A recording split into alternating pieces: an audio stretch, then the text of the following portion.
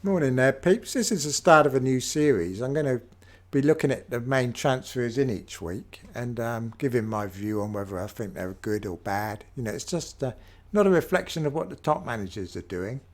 It's more just the general trend of the week. Help you with your price changes and see who people are buying and selling and everything. So I thought I'd do that and just give my opinion on the players and everything. So we'll get cracking anyway. Get on with it. No point mucking about. Right, so we're going to start off with goalkeepers. Transfers in for the round. You see Patricio. Now, he's more than he's double everybody else, and good reason too, because you look at the expected goals against for the teams, and you look at all these top ones, who you'd expect: Man City, Liverpool, Chelsea, Tottenham, and that all up there. But then you see Wolves in third place, and it makes you realise just how good they are defensively. Because they haven't had that great fixtures so far, yet they should have only conceded 6 goals, and that's all they have conceded. Right up there, way ahead of all these other teams that have got 4.5 goalkeepers in. So you can see why people are buying them. It looks like they are the real deal. So what I can't understand is why people would be buying Edison or Allison, or Kepa for that matter. I just don't see the value in spending $5.5 million on a keeper, whoever they are, because you're going to get your points from Patricio, and even I see Ryan's on the list. Now he's done pretty poor so far. Look, they're right down there, aren't they? Brighton down the bottom of the table, next to bottom, 14 goals expected to have conceded, but they have got good fixtures coming up, and it should in theory mean more save points and everything.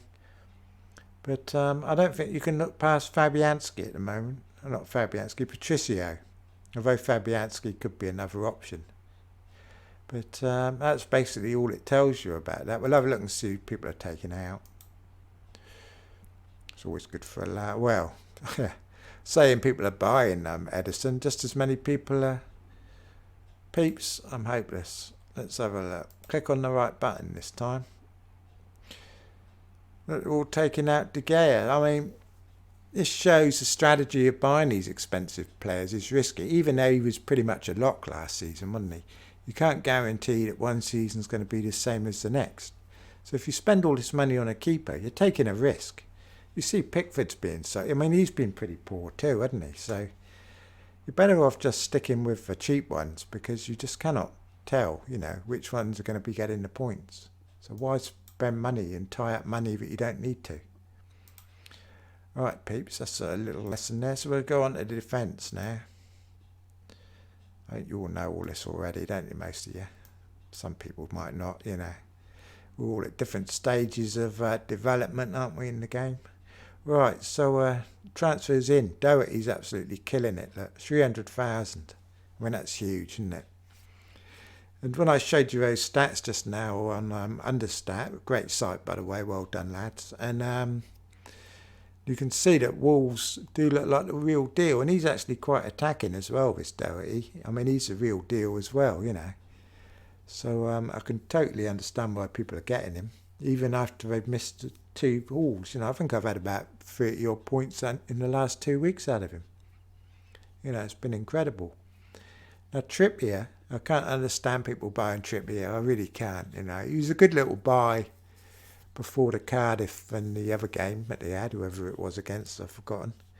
But buying him now, they haven't got great fixtures. He's gone up in price. I mean, 6.3 is quite a bit of coin, isn't it? I think I'd rather have Robertson for that price. Then you've got Mendy as well coming in. I'm not overly keen on these expensive ones, to be honest.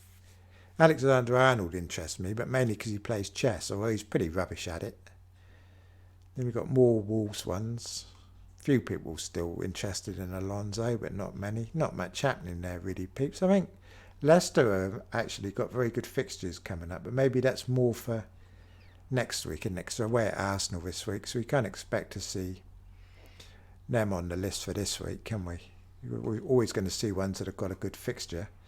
Who have Tottenham got this week? Let's have a look. Away to West Ham. I suppose they could get a clean sheet. But I think it's pretty short-sighted bringing Trippier in now, mainly because of the price and the fixtures. You know, I don't see it. Let's see who people have been taking out. Who should we have a guess at? Alonso maybe, or Olibas. $250,000 taking Olibas out. He's suspended. I mean, it's only for one game, isn't it? But Watford have been... I think he's had a -1 last week, isn't all, hasn't he? So that wouldn't have helped. And Watford, pre-season, they were one of the favourites to be relegated, weren't they? I think they had a bet on them being relegated. But they've started off pretty strong, like they do sometimes, don't they? But then they're fading right away now. So I'm looking at getting Foster out because I haven't actually played him anyway because he's always on my bench. But I don't like Watford now. I think they're gone. I'd said at the start of the season that they're a very fit side, like physically fit and that. And they were sort of beating the more skillful teams that weren't up to speed yet, you know, because of the World Cup and everything. But now they're just getting bashed up. So I can understand why people are taking him out. I mean, he will get attacking returns and that. He's actually in our this team. He is the one I made on expected stats, and he's actually in that team. You know, because he is going to get a few attacking returns and that. So we'll have a look at midfielders, see what's going on. No, that's out. We don't want to look at that yet, peeps. Giving the game away. Right, people buying Hazard still. Ones who ain't got him yet, myself included, actually. And Sigurdsson, Richarlison. Who have Everton got this week?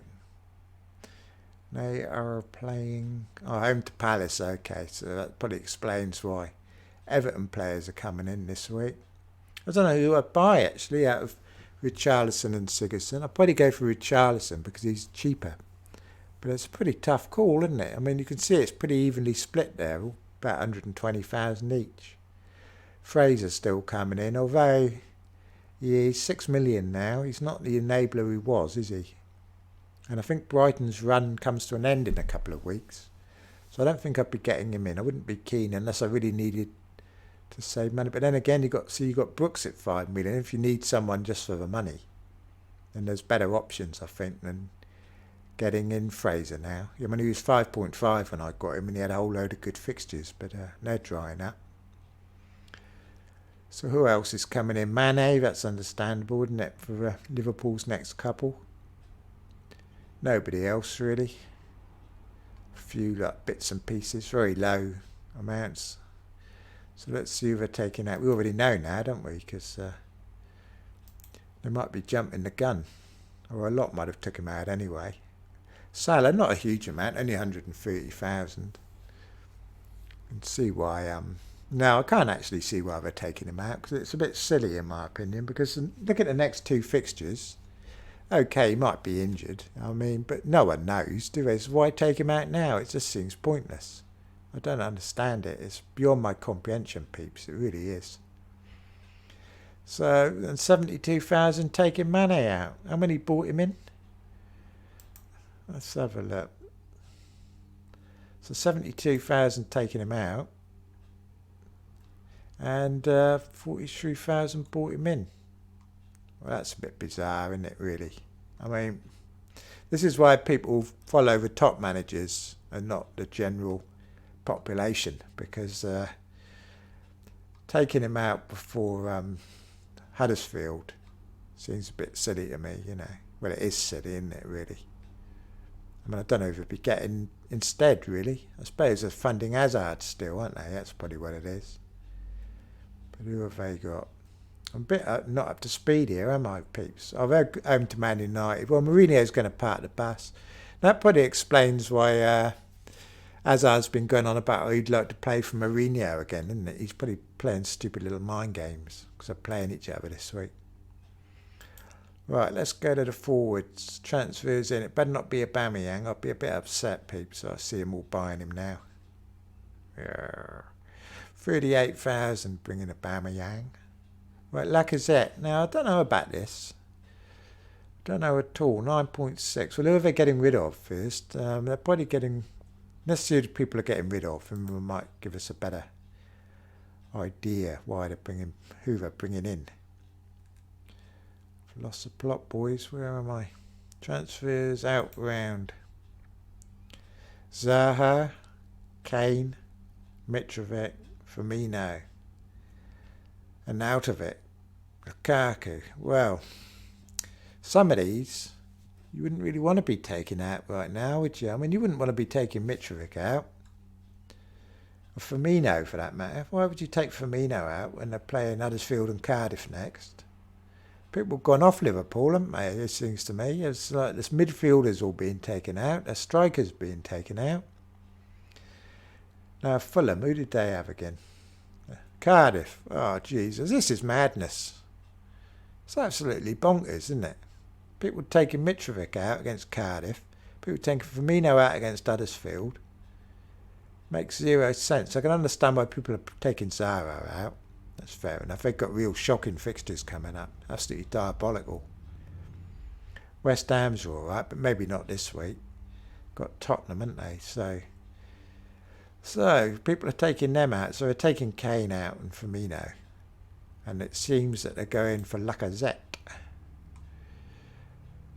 Right, so 178,000. That's quite a lot, isn't it? Bringing Lacazette in, 9.6. I still think I'd rather have Vardy, to be honest. And I don't even, 8,000 bringing Vardy in. Okay, they're playing each other this week, but he's quite a good counter-attacking player, isn't he? And against Arsenal, I can see him causing a bit of trouble because the defence isn't all that. And actually, their performances haven't been all that either. I mean, they've been flattering to deceive Arsenal. I mean, all these unbeaten games they've had, but they ain't been that great, to tell the truth. Aubameyang probably out on the wing again, I suspect. As soon as I sold him, he went to central striker the next game. But I don't think that'd be repeated against a decent team. I think they just thought they could get away with it against Fulham. So people bringing it, but Arsenal's fixtures aren't that flash, are they, really? I mean, home to Leicester, that's all right, I suppose.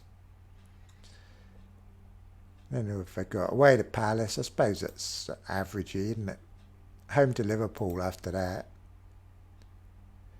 Home to Wolves, yeah, I suppose that's okay, isn't it? And away to Bournemouth, that's all right. Oh, not too bad, are they? Averagey. Home to Tottenham, could be goals in that one. Away to Man United, yeah, I can see, okay, so Lacazette's an option, isn't he? But I still think I'd rather wait a week. And if I had Kane or someone, I'd just keep them for this week against West Ham. And maybe get Lacazette next week, if he's still looking good. Well, no, actually not get Lacazette, sorry, get Vardy next week after the Arsenal game. Because Leicester's fixtures are absolutely blinding. Yeah, they really are. I've gone on too far ahead there, peeps. Where are we? So we go to week 10. And we see Leicester aim to West Ham. Then they've got Cardiff. Then they've got Burnley. Then they've got Brighton. Then they've got Watford. Then they've got Fulham. Oh my goodness, peeps. This is unbelievable. Then they've got Tottenham. So it ends. There's like 5 or 6 game weeks there. That's my transfers sorted now. I'm going to get Vardy in for sure now. I've already got Maddison. I'm probably going to get a Leicester defender, I think. I mean, this isn't my team here, but I'm going to get a Leicester defender in after this week, and I'm going to get Vardy in. I've decided, because I need to catch up anyway. And the fixtures they've got are just out of this world, You can keep your Lacazettes, and your Aubameyangs. Keep them. Don't want them, peeps. Had enough of them. Right, can't bear to watch them. Right, so let's have a look. We've had a look now, haven't we? That's about it. So let's see. The main trend is Salah coming out and Kane coming out, I suspect. A few people bringing Aguero back in. But the big ones are Lacazette in strikers, Doherty. And the midfield, Hazard still, isn't it, coming in? But there's not much conviction in the midfield. Look, there's not huge numbers coming in for anybody. It's mainly Doherty's the big one this week. And it could be Salah, could be the big exit, couldn't he? Because we don't know yet. We just don't know. I mean, if that happens and Salah comes out, what are people going to do? Are they going to go for Mane and just replace like with like? Or are they going to go elsewhere? Are they going to take a risk on Sterling maybe? 11.1 million. I mean, it's cheaper than Salah anyway. You still get some change. But can Sterling be guaranteed to start? Has he been starting all the games? Let's have a look. 75. Well, he's played the last, since game week 2, he's started them all. He's in the World Cup, so he's come back and he's started every game. But that's the good news. What's the bad news, peeps? Where's his blooming point? Oh, he got 14, 6, 8, 10. Oh, he's doing all right, actually, isn't he? Apart from the Liverpool game, he's got points in all of them. Liverpool and Wolves he didn't, but then 4 in between he did. So you'd have to fancy him against Burnley, wouldn't you? But again, I suppose he's going to start. I think you just got to have faith, haven't you? But it'd be a bit gut-wrenching to take Salah out, buy Sterling, and then see he didn't play, wouldn't it? That would be wouldn't be nice, would it? So you've got him. There's also Hazard for people who haven't got him yet. My own team, if I get Hazard in, it leaves me without any Liverpool cover. So Salah would be a disaster if he is injured for me, because it's very awkward for me to cover my bases without him. So I'm hoping he is all right. I think he is, but we shall see, peeps. But anyway, that's about it, I think, for the rundown this week. I hope you found it all quite interesting. Who else can we talk about? No one really. I think Doherty, Leicester players you want to start looking at after this week, though, not for this week. So I think this is a week to kind of hold on to your boats if you can, or whatever you call it, you know. If you don't need to make a transfer, don't make one, I think, this week. Because I think 2 next week could do a lot worse than get 2 Leicester players in. Definitely a lot worse, because those fixtures, I mean, their opponents are appalling. I've got my eye on Maguire. I mean, there's Pereira, isn't there? But he's had a couple of bad games, and he could end up being flicked off, couldn't he? Anyway, peeps, we'll transition. Look at that smooth transition there, my scene transition. Right, peeps, you've got to subscribe to my YouTube channel before you F off. That's very important. Don't go without it, because there's going to be lots of good stuff coming on here, I think. Although this probably isn't one of the good things, but you never know. I mean, I'll get better at them. And here's my Twitter handle. This is where I hang out with all the other twits. Or what did I hear them called today? Tweeps. Someone was calling them tweeps. I thought that was quite funny. And it's like a twit and a peep. Tweeps. Anyway, peeps, I'll be off now, and I'll see you all later. Okay then, cheers. I probably won't be doing a pod today, so that's your lot.